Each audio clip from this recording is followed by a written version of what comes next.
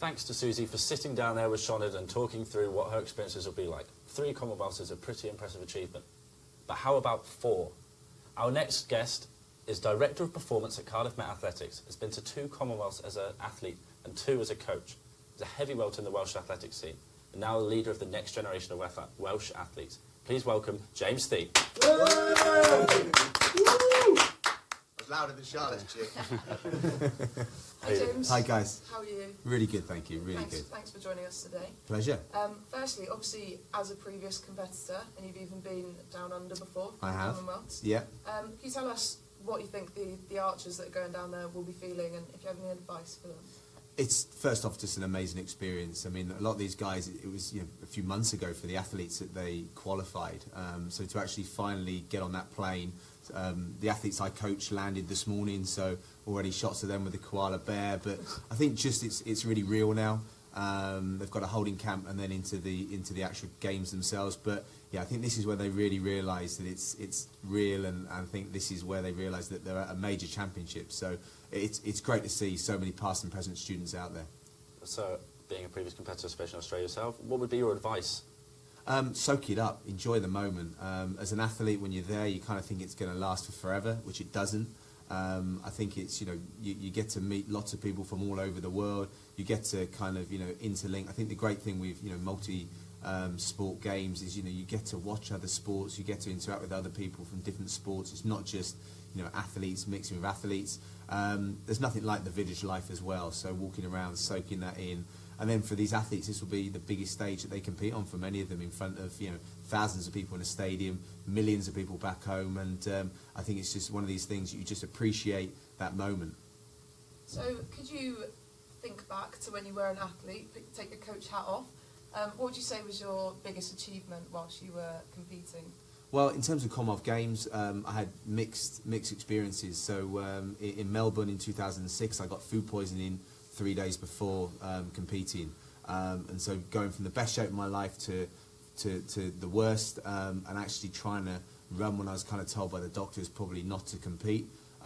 It didn't go to plan, so I had to wait 4 years, and in that time I taken up a full-time job at Welsh Athletics, and in 2010 Delhi, I was actually giving out the kit to the team, and I was actually giving myself kit, and then getting on the team bus to go to Delhi.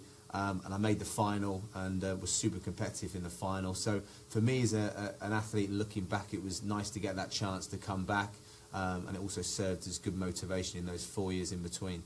So as a coach, what's your sort of best memory or achievement that you can think of? So this will be my second games as a coach. First games in Glasgow, looking after 2 alumni of here. So that was Dave Bishop and Alan Bitchell. And again, just being super proud of knowing what you can achieve as an athlete, but to see people that you've helped, not just for a few years. David Bishop was the first athlete I ever coached, so to see him 7-8 years later make a Commonwealth Games, and then this year I've got 2 athletes that again I've coached for a best part of 8-9 years that have made the Commonwealth Games. Regardless of how it goes, we want it to go super well, but I think just to see them having achieved this when both of those athletes, Tom Marshall and Ian Thomas, missed Glasgow by an absolute fraction of a second. And, there were times probably straight after that they thought about quitting the sport. So for them to come back, and they've had multiple setbacks in the 4 years in between, but for them to make the games and then to be putting on the red vest of Wales out there, for me to be trackside, it's going to be an honour. You think the way that they've bounced back there, do you think they can achieve medal targets? Are there any other Cardiff Met or Welsh athletes that we should be looking out for specifically? Well, I think that all the athletes that have been selected have been based on the fact that they're top 6 potential. So every athlete in that team has to believe that they've got to be competitive. It's a super, tough, event. Some of the endurances against the mighty likes of the Kenyans. But we're delighted to have the likes of Morgan Jones out there in the disability sprints. We've got the likes of alumni Rebecca Chapman in the long jump, who also lectures here.